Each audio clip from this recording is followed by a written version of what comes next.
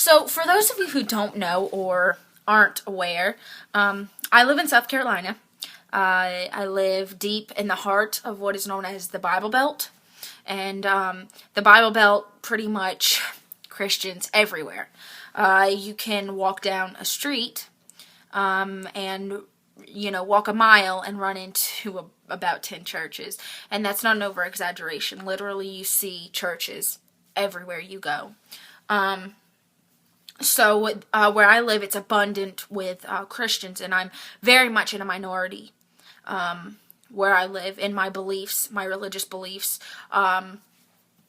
So it's hard to sometimes have discussions and conversations with people from where I live who believe like I do or believe similar than I do, or who even I can have a discussion about religion with, because Christians don't like to think about the possibility that their religion isn't true or that their beliefs aren't true. Christians don't like to have discussions where they have to think outside their box, pretty much.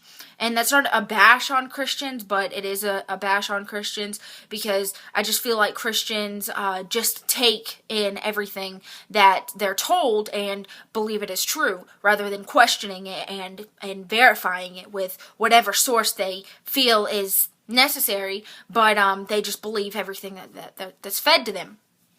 But all that aside, it's not something hidden. It's not something that's not known that Christians don't believe in gay marriage. Christians don't agree with homosexual behavior. Christians don't believe anything like that. They believe that marriage is one man and one woman. They believe that marriage is only to be between one man and one woman, and that's how it should be. And if you believe another way, well, that's just too bad for you. And that's what Christians believe. And the way that they say this is they say that marriage is to be between one man and one woman. Well, that's all well and good, but let's start from the very beginning. Before we even start talking about marriage, before we even start talking about what constitutes marriage, what should be marriage, let's talk from the very beginning.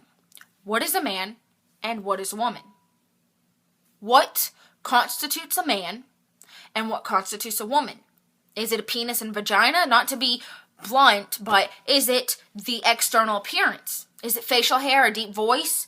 What is it that constitutes a man and a woman? Is it physical or is it mental? And of course, Christians are going to say, well, of course it's physical, because people are born with male bodies and they feel female, and so they want to live as a female because they feel inside of their heart and inside of their head that they are a female. And Christians say, no, you can't do that. You were born a male, so you will stay a male. And that's what Christians believe and what they say and how they act. So, according to Christians, a male is somebody with a penis and a female is somebody with a vagina, born with those things, because they don't even agree with somebody getting a sex change. They might have a penis now, but they were born with a vagina, so they're still female. So, born with a penis or a vagina. But what I want to ask you is, what about people who were born with both? What about somebody who was born with a penis and ovaries? Or somebody who was born with a vagina and a whole bunch of testosterone in their body? What are they? Because your God, your perfect God who never makes mistakes, well, He created these people. So what exactly are they? What category do they fall in? Or what about somebody who has, X and X is a female and X and Y is a male? But it's not always like that. Doctors know it's not always like that. Scientists know that it's not that simple. It's not XX and XY, period. You're one or the other. You can be XXY, XXXY, XYY. You can be all kinds of things. So say you're XXY. That makes you female because you're XX. But what about that Y?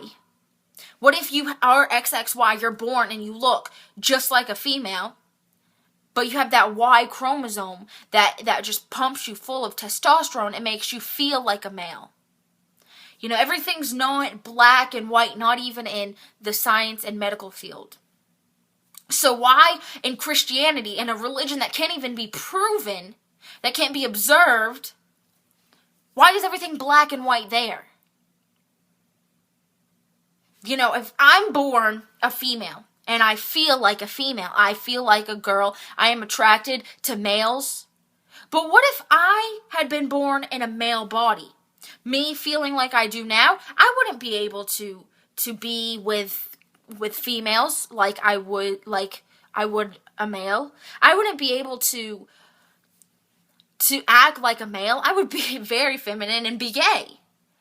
And so I'm just curious, what constitutes a male and a female? Now, with that in your mind, because maybe you weren't aware, because in your perfect religious ideology, everything's black and white.